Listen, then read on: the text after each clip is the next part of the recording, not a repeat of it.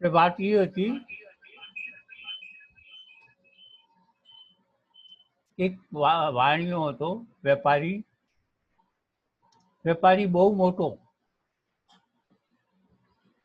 ઘણા મોટું માલનું ઉથલ પાથલ કરે. હવે એના ગુરુ છે, ગુરુના ચિઠ્ઠી આવી ગઈ હતી કે ફલાણી ફલાણી તારીખે આટલા વાગ્યે હું તારે ત્યાં આવું છું, તારે ઘેરે. હવે ત્યાર પહેલા શું બન્યું કે શેઠને ત્યાં વાણ આવ્યા. વાણમાં બહુ મોટો માલ આવ્યો, એટલે માલ આવું ઉતારવો અને પાછો મોકલવાનું જે હોય એની બદલીમાં એ મોટી કામગીરી થઈ ગઈ, અને એમાં રૂબરૂ જવું પડે. ચિઠ્ઠી તો આવી હતી, પણ વિચાર કર્યો કે હવે જવું તો પડશે જ મારે, ગયા વગર નહીં રડે. કારણ કે કેટલો માલ ચડાવવાનો છે, કેટલો માલ ઉતારવાનો છે, એ બધું કરવાનું છે.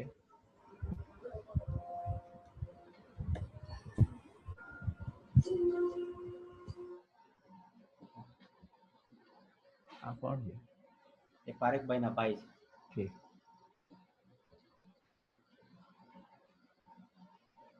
ગુરુ તો ટાઈમ પ્રમાણે આવી ગયા. ઘરે આવ્યા, પત્ની ને છોકરાઓ હતા, સ્વાગત કર્યું, બેસાડ્યા. શેઠ ક્યાંય ગયા? કે શેઠ તો વાણ આવ્યું છે ને, એટલે કે બધો માલ ઉતારવાનો ચડાવવાનો એવું બધું છે, એટલે જવું પડ્યું. તમે આવવાના હતા ખબર હતી, પણ તોય જવું પડ્યું. એટલે ગુરુ એક ચિઠ્ઠી લખી, એક સોય પણ તારી સાથે આવવાની નથી, આટલું લખીને વિયાઈ ગયા. આટલું લખી અને ગુરુ વિયાઈ ગયા. એક સોય પણ તારી સાથે આવવાની નથી.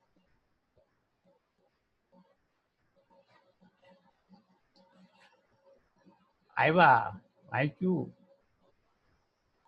એ નીકળી ગયા.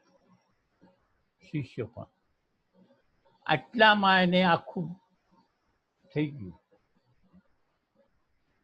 જ્ઞાન. એટલે વાત એ છે કે આપણે બધા રસ ધરાવીએ છીએ, પણ આ રસ કેટલો છે ને કેટલો ટકશે, અને આપણે એ રસ ઉપર કેટલું ધ્યાન આપવું. અને આ સ્વામીજીને કેટલા હેરાન કરીએ છીએ, પણ એમાંથી આપણે પાળશું કેટલું.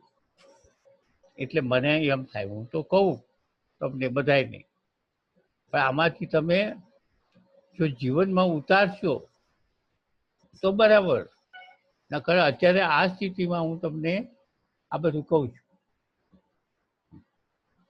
એટલે પાળવાની વાત ખાસ છે.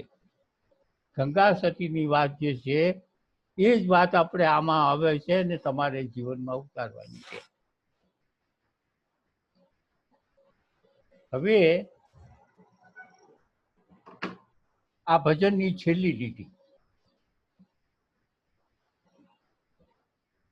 ગંગા સતી એમ બોલ્યા, ત્યાર પછી હતું એમ દર્શાય. હતું એમ દર્શાય, મુખ્ય વાત આ જ છે. ગંગા સતી એમ બોલ્યા, પછી હતું એમ દર્શાય. હતું એમ અને પછી, પછી એટલે ક્યારે? કે તમે જ્યારે જીવન મુક્ત થઈ ગયા, તમને બ્રહ્મ જ્ઞાન થઈ ગયું, ત્યાર પછી હતું એમ દર્શાય. હતું એમ દર્શાવવાનું એટલે શું? અત્યારે જે જગત આપણને બધાને દેખાય છે એ જગત સત્ય નથી. સાચું જગત માટે આ ઊંઘ ઉડાડવી પડશે. હવે જો એક દાખલો દઉં કે તમે સપનામાં છો, સૂઈ ગયા છો, ભર ઊંઘ આવી ગઈ છે અને સપનું આવે છે. સપનામાં તમે મુંબઈમાં છો ને અડધા કલકત્તામાં છો અને મરી ગયેલા માણસો પણ આજે તમે વાતો ચીતો કરો છો, મરી ગયેલા તમારી સામે જીવતા છે એવું લાગે. આ કેવી રીતે આ થઈ ગયા, કેમ આવી ગયા, આવું બધું સપનામાં વાર લાગે. પૈસાની લેવડ દેવડ થાય. હવે જાગો જ્યારે સપનાની અંદર હો, ચાલુ સપના વર્તમાનમાં હો, ત્યારે તમને ક્યારેય એવું નહીં લાગે કે આ સપનું છે ને હું ખોટું. આ સપનામાં હું છું અને આ સપનું છે, ખોટું છે, જે સત્ય હકીકત છે એ નથી. જાગ્રતમાં જેવી હકીકત છે એવી આ સપનામાં હકીકત નથી, એવું તમને સપનામાં દેખાય. જ્યાં સુધી સપનામાં હશો ત્યાં સુધી તમે નહીં કહો કે આ સપનું છે, ખોટું છે. ત્યાં સુધી તમને એ જગત આખું સપન જગત સાચું લાગશે અને લાગે છે. પરંતુ સપનામાંથી જાગો ત્યારે આ જગત દેખાય. ત્યારે તમે એમ કહો કે સપનું ખોટું હતું અને આ સાચું છે. આ સાચું છે ને ખોટું. પણ તમે જ્યારે જીવન મુક્ત થાવ ત્યારે તમે આ અત્યારનું જે જગત છે એ તમને ખોટું લાગશે અને પેલું જગત સાચું લાગશે. એટલે ગંગા સતી એવું કીધું પછી હતું તેવું દર્શાય. 42 કિલોમીટર. અરુણભાઈ નો અવાજ આવે. પૂછવું છે કઈ? ના ના, માઇક ચાલુ થઈ ગયું હતું એમનું, ભૂલમાં માઇક ચાલુ થઈ ગયું હતું. એટલે ગંગા સતી એવું કીધું પછી હતું એવું દર્શાય. પછી એટલે વાસ્તવિક હજી આ જે જગત છે, આ જગતની આજે તમે બધા વ્યવહારો કરો છો. આ જગતની અંદર માતા, પિતા, દીકરા, વહુ અને ધંધાના વ્યવહારો, પૈસાના લેતી દેતી, આ બધું જે કરો છો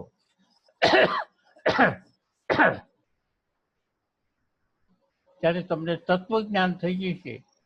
ત્યારે તમને આ બધું જેમ સપનું જેમ ખોટું છે ને, એક ક્ષણમાં તમે જેમ સપનું ખોટું કીધું એમ એક ક્ષણમાં આ જગત તમે ખોટું, એક જ ક્ષણમાં. સપનું ખોટું કહેતા વાર લાગી, એક ક્ષણમાં કહી દીધું કે એટલું ખોટું હતું. પછી એની પાછળ તમે કાંઈ કરતા નથી.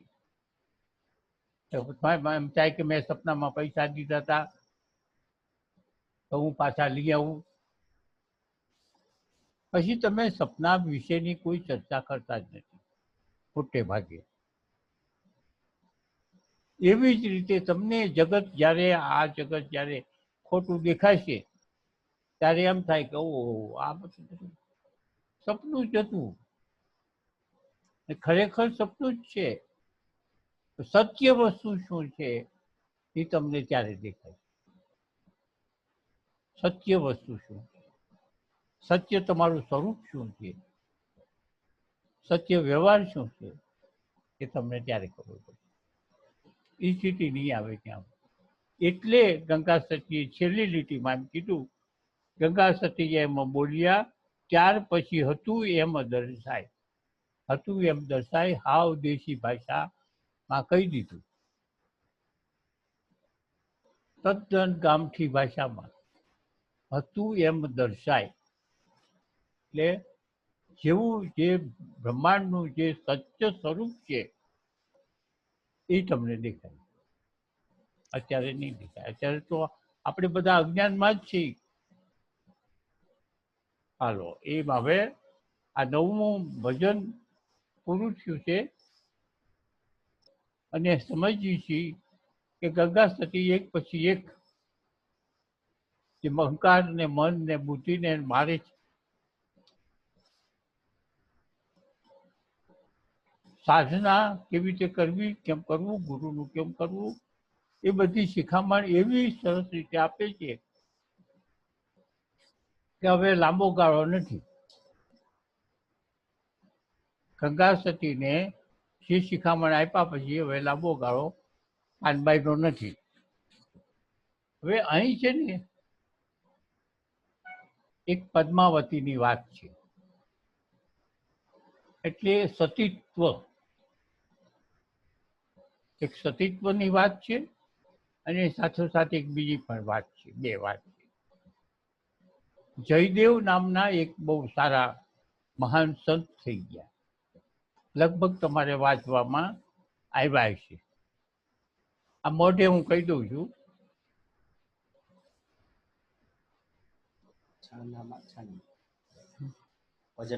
હા, ભજન. પતિ પત્ની બંને એકબીજાના ખૂબ પ્રેમ હતો.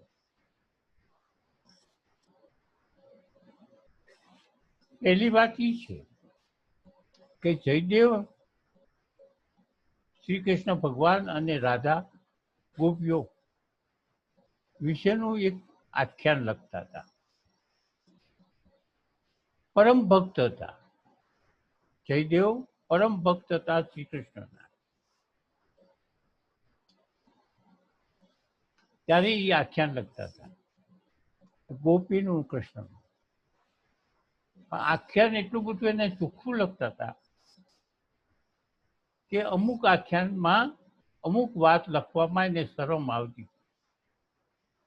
કારણ કે ગોપી અને કૃષ્ણનો જે પ્રેમ છે એ બંનેના વચ્ચેના જે છે સંબંધો છે, એ સંબંધ કેવો કેવી રીતે અમુક બાબતો, એટલે પોતે અચકાતા હતા.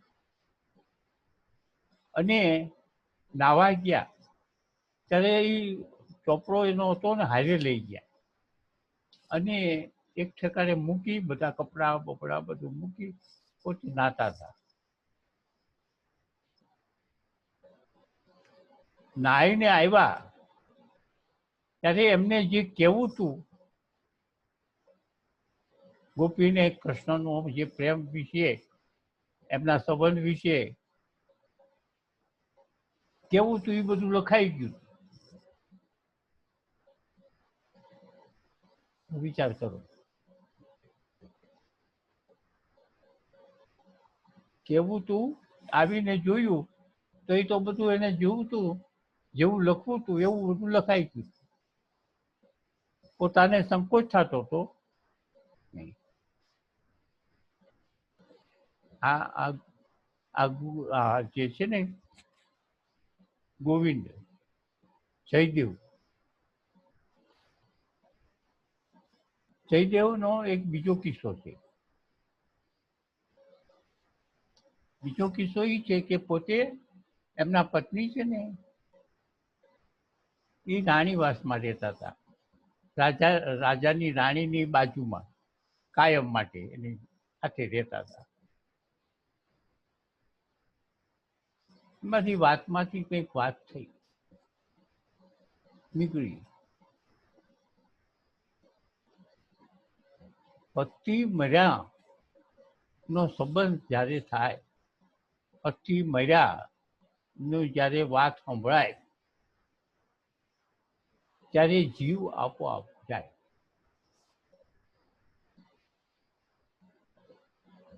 એ સાંભળતા વેત મરી જાય. આવી કંઈક રાણી અને જયદેવના પત્ની વચ્ચે વાત થઈ. રાણી કે આવા તો કઈ હતા છે. એટલે રાજા અને જયદેવ જંગલમાં હતા. ખોટી રીતે એક માણસ ઊભો કર્યો અને આવીને સમાચાર દીધા રાણીને કે આવી રીતે જયદેવને એક જંગલી પશુ મોટું આવ્યું હતું અને એને ફાડી ખાધા. રાજા બચી ગયા છે. ત્યારે જયદેવના પત્ની હારે જ હતા. મરણના સમાચાર જેવા સાંભળ્યા તરત જ શરીર છોડી દીધું. પછી તો જયદેવે તો પછી આવ્યા, ખબર પડી, વાત થઈ, રાણીને પસ્તાવો બહુ થયો, એ બધું થયું ને પછી પાછા જીવતાય થયા. પણ આ સત્ય હકીકત છે કે પતિની પવિત્ર જે છે એને સતી સ્ત્રી કહેવામાં આવે છે. સતી સ્ત્રી ક્યારે કહેવાય? ત્યારે એની ચર્ચા થતી હતી અને એમાં એને કીધું કે સતી સ્ત્રી ક્યારે કહેવાય કે જ્યારે એને પતિના મરણની વાત સાંભળે તરત જ એનો જીવ ગયો. એટલે અહીં ગંગા સતીએ એનો દાખલો અહીં મૂક્યો છે. એ ભજનમાં કામ આવે, અત્યારે એને મુક્તિમાં કામ આવે એટલા માટે અમુક અમુક વાત એને આમાં મૂકી છે. જયદેવ સ્વામી પાનબાઈ એનો પરિપૂર્ણ કહું તને ઇતિહાસ. ગંગા સતી પાનબાઈને એમ કે છે કે એ પાનબાઈ પદ્માવતી નામની જે સ્ત્રી પત્ની હતી, જયદેવ નામના એના સ્વામી હતા, અને એનો તને એક આખો ઇતિહાસ કહું છું. એકાગ્ર ચિત્તે સાંભળો, એ તો થયા હરિના દાસ. બંને પતિ પત્ની બંને હરિના દાસ થયા, એટલે હરિના ભક્ત થયા અને પામી ગયા બે. કારણ કે એકબીજાના વગર રહી શકે નહીં, અને આનું આખું અડધું લખીને ગયા એ વાત તો કેવી છે. એટલે એનો દાખલો અહીં દે છે.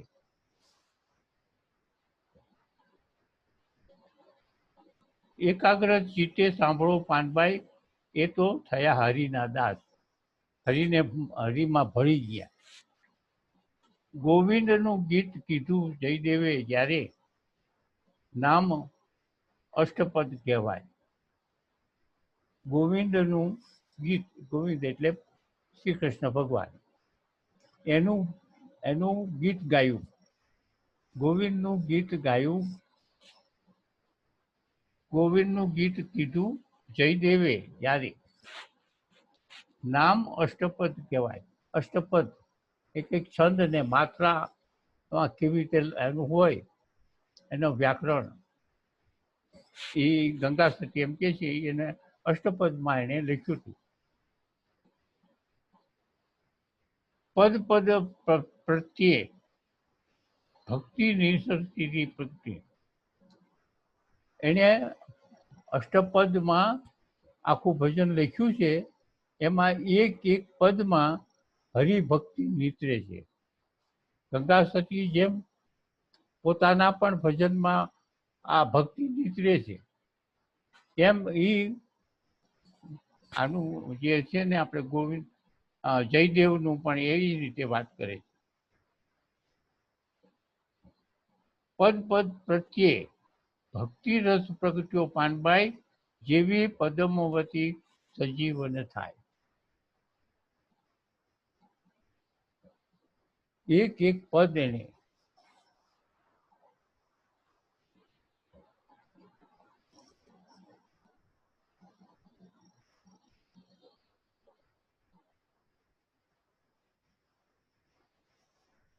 અગાઉ એક એક કિસ્સો બની ગયો. અકબરના વખત, અકબરના વખતમાં બધી સભા ભરી હતી અને એમાં નમાજ પઢવાનો ટાઈમ થયો.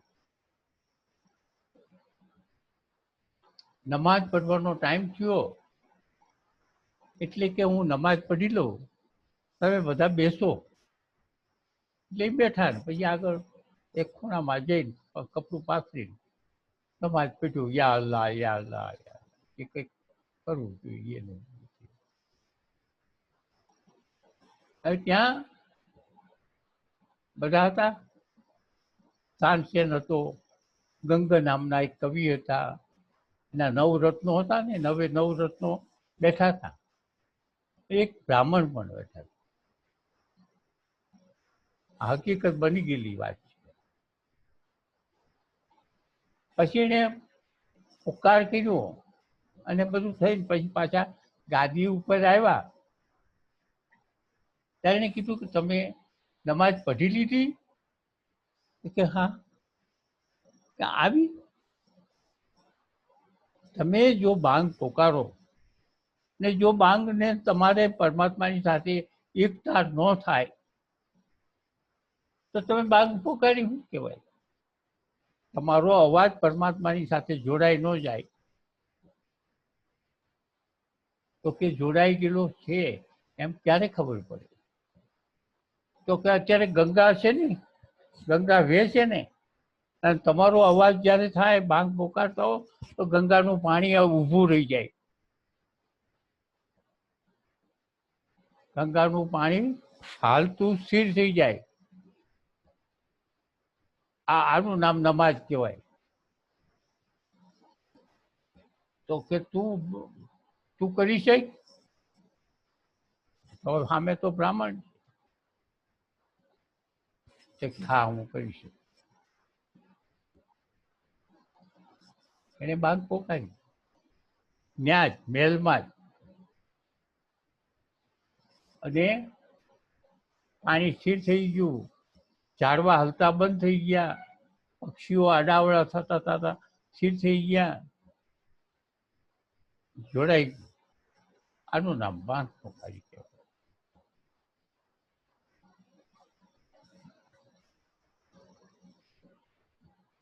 હવે બન્યું કેવું કે અકબરને એક દીકરી હતી. દીકરીએ કીધું કે મારે આની હારે પરણવું. હવે આ બ્રાહ્મણનો દીકરો, આ મુસલમાનની દીકરી, નમાજ પડતા મસ્જિદ કોટે વળગી એમ કે છે ને, એ આ નમાજ પડતા મસ્જિદ કોટે વળગી એટલે મસ્જિદ હારે એને પરણવું પડ્યું. આજે બ્રાહ્મણના છોકરાને નમાજ પડતા આની હારે પરણવું પડ્યું. કે અકબરની છોકરી. હવે એને આજે તો વિરોધ કરાય નહીં. અને એને સ્વીકારી લીધું. એનું નામ ઠામ છે કાંઈક, પણ અત્યારે મને ખબર નથી, બરોબર યાદ નથી. સ્વીકારી લીધું.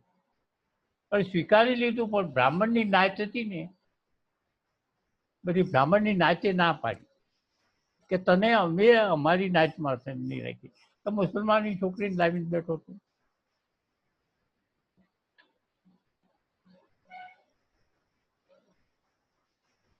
તો એને કીધું કે કોઈ વાતે તમે કયો એ દંડ ભોગવવા તૈયાર છો, પણ મારે આ પરિસ્થિતિ થઈ એટલે હવે આ બધું કરવું પડ્યું મારે. તમે કયો એ દંડ ભરું. એમાં એક વિદ્વાન બ્રાહ્મણ હતા. એને કીધું દંડ પણ કાંઈ ભરવો નથી. તમે 52 પગથિયા, આ જો આ 52 ચારેકોર કેમ આવે છે કાંઈ ખબર નથી. એ બ્રાહ્મણને કીધું કે આ આખો બંધ બાંધેલો છે ગંગા નદીનો, એમાં 52 પગથિયા છે. 52માં પગથિયે તમે બેસો 2 માણસ, અને તમને 52 પગથિયા ચડી અને જો ગંગા તમને નવડાવે બેયને, તો તમને નાચમાં રાખી. હવે કેટલું બધું અઘરી વાત થઈ ગઈ.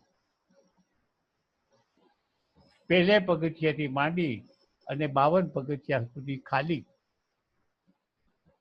એક પછી એક પગથિયું ચડી અને 52 પગથિયા સુધી એના માથા સુધી પાણી ચડી નવડાવીને પીવું જાય. તો એ પછી બ્રાહ્મણ હતા, એમનું નામ મને નથી આવડતું. એને ગંગા લહેરી નામનો આખું એક એને છંદ એનાથી અંદર હૃદયમાંથી નીકળ્યો. અહો ગંગે તારી સલીલ વસુંધાનું, એવું છે. હું જ્યારે નાનો હતો ત્યારે ગાતો હતો. હે ગંગા તારું પાણી આખા ભારતને એટલે ભારત માતાને સલીલ વસુંધરાનું પાણી, એ વસુંધરા જેમ જનોય હોય એવી રીતે તારું પાણી પસાર થઈ રહ્યું છે આવા ભારત દેશની જે ભૂમિકામાં. એ બહુ સરસ. હવે એક એને દવો ગાયો એટલે પાણી આવ્યું ઠીક પગ સુધી.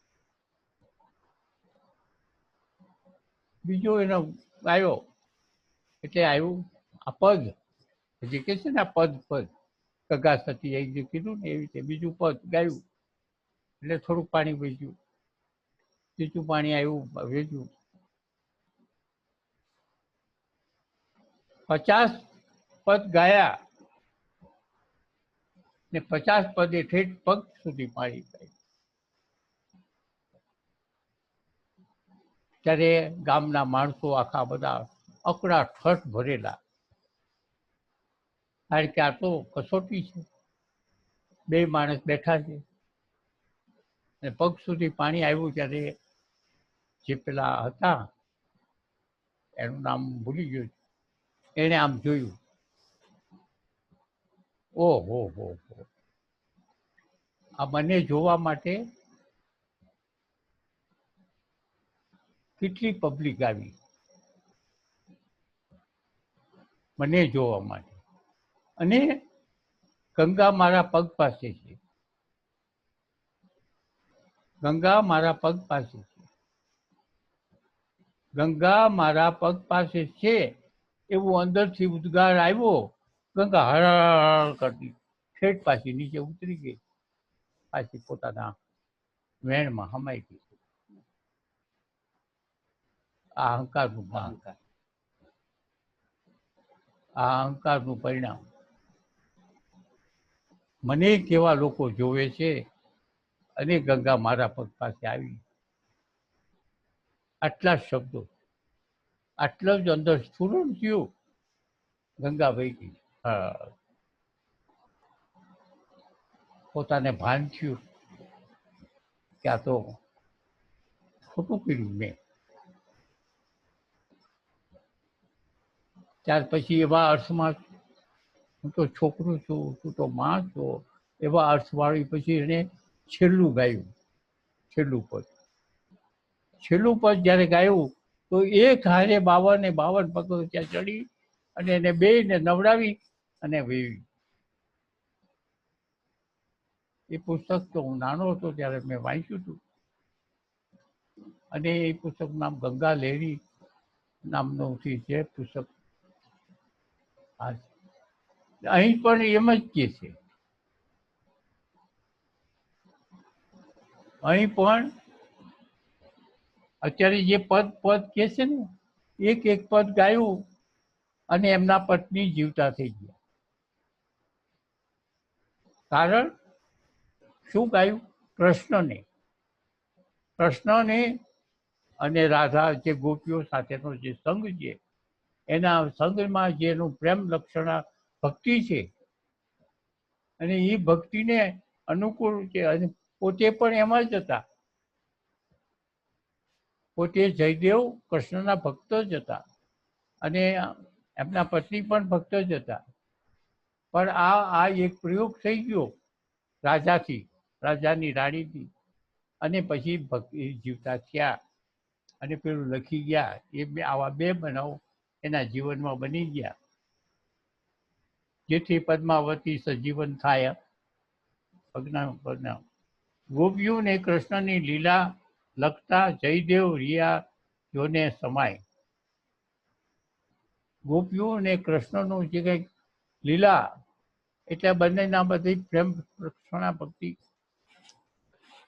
ખરેખર આપણે ગોપીઓનો જે વાત કરીએ છીએ જે છે એ ગંદી વાતો જે છે એવું કંઈ જ નથી. બહુ પવિત્ર વાત છે ને બધાની સાથેના બહુ પવિત્ર સંબંધ હતા શ્રી કૃષ્ણ. અને એ એક પ્રકારની ભક્તિ છે એ એને સાબિત કરી બતાવી.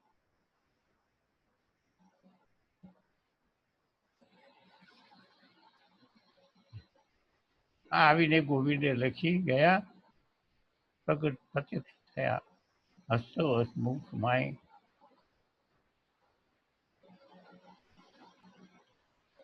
ભક્તિ છાનામાં છાની પાનબાઈ, એ કહું છું તેને સમજાય, એમ બોલ્યા તો જીવ મટીને ગોવિંદ રૂપ થવાય.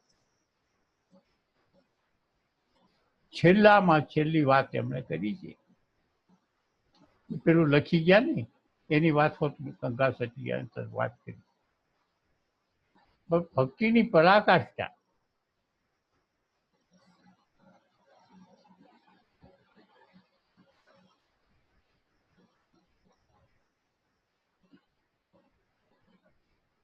ભક્તિની પરાકાષ્ઠા જ્યારે જાય ત્યારે પ્રકૃતિ તમારી દાસી થાય.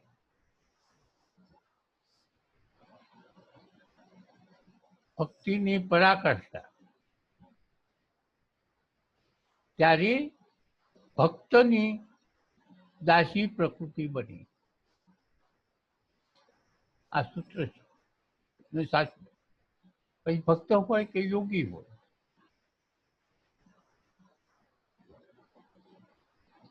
કે પછી વેદાંતી હોય, પણ જ્યારે ભક્તની જ્યારે પરાકાષ્ઠા દેવી જ્યારે આમાં શું કીધું જુઓ, ત્યારે ગોવિંદ રૂપ થાય.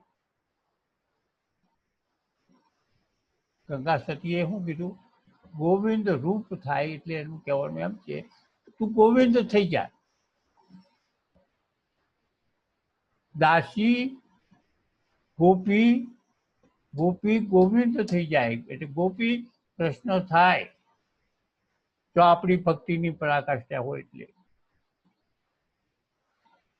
હવે વૃંદાવનનો એક દાખલો છે.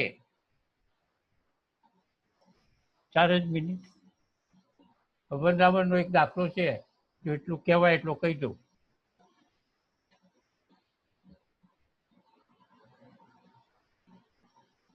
વૃંદાવનમાં રાસલીલા રમાતી.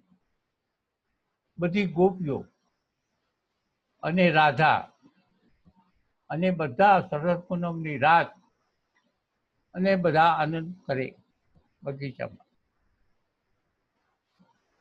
હવે રાધા અને કૃષ્ણ વચમાં અને ફરતી ગોપીઓ આ રીતે રાસલીલા રમાતી. તો ગોપીઓને એવી એક મીઠી ઈચ્છા થઈ કે રાધાની સાથે જ કૃષ્ણ, અમારી સાથે નહીં. રાધાની સાથે જ કૃષ્ણ, અમારી સાથે નહીં. આવી જ્યારે ગોપીઓની ઈચ્છા થઈ, ગોપીઓ એટલી બધી ભક્તિમાં અને કૃષ્ણની અંદર તદ્રુપ હતી કે એ ગોપીને સંકલ્પ જે થયા એટલે ગોપીઓની સાથે એક કૃષ્ણ, ગોપીઓની સાથે એક કૃષ્ણ. જેટલી ગોપીઓ એટલી કૃષ્ણ. જેટલી ગોપીઓ હતી એટલા કૃષ્ણ થઈ ગયા અને રાસલીલા રમાણી. તો કૃષ્ણને કાંઈ નથી લેવા દેવા, પણ ગોપીઓની ભક્તિ એટલે સુધી પહોંચી ગયેલી હતી કે પ્રકૃતિમાંથી આખી એક ગોપી ઊભી છે, કૃષ્ણ ઊભો થયો. એવી દરેક ગોપીઓની પાસે એક કૃષ્ણ. એટલે અગાઉ વાત થઈ છે કે જે પ્રમાણે આપણે કરીએ છીએ, જે પ્રમાણે જે ભક્તની પરાકાષ્ઠા થઈ હોય, ભક્તની જે ત્યારે એ અંદરથી અંતકરણમાંથી એનાથી જે કંઈક નીકળી જાય એ સત્ય થઈ જાય. સત્ય બની જાય. હજી બીજી કૃષ્ણની તો વાતો ઘણી છે. એક મિનિટ છે, હવે એક જ મિનિટ છે. આવતીકાલે થોડી કૃષ્ણની વાતો કરશું અને પછી જે ભજન છે આવતીકાલનું ભજન 11મું ગુપત રસ. ગુપત રસ આ તો જાણી જોઈને પાનભાઈ. ગુપત શબ્દ એકદમ દેશી વાપર્યો છે. આપણે ગુપ્ત કહીએ, ગુપ્ત રસ એટલે ખાનગી, પણ પાનબાઈ શબ્દ વાપર્યો છે ગુપ્ત રસ એટલે ગુપ્ત રસ જે છે ખાનગી. ગુપ્ત રસ જે છે જાણી લેજો પાનબાઈ. હવે જ્યારે તમારી ભક્તિની પરાકાષ્ઠાએ પહોંચે અને ત્યારે તમને જેમ કહી છે કે સચ્ચિત આનંદ સ્વરૂપ પરમ તત્વ છે. સચ્ચિત આનંદ સ્વરૂપ પરમ તત્વ છે. તો જ્યારે એમણે કીધું ને કે ત્યારે તે કૃષ્ણ બની જવાય છે. જે કંઈક થાય પછી પોતે બ્રહ્મ સ્વરૂપ થઈ જાય છે અને પોતાનેથી આખું જગત કેમ ચાલે છે એ સમજી શકાય છે. જગત શું છે, પ્રકૃતિ શું છે અને એનું સંચાલન અત્યારે આ કઈ રીતે થાય છે. આ બધા સંચિત કર્મો અને આ તેની એક એક વ્યક્તિનું બધું શું છે ખરેખર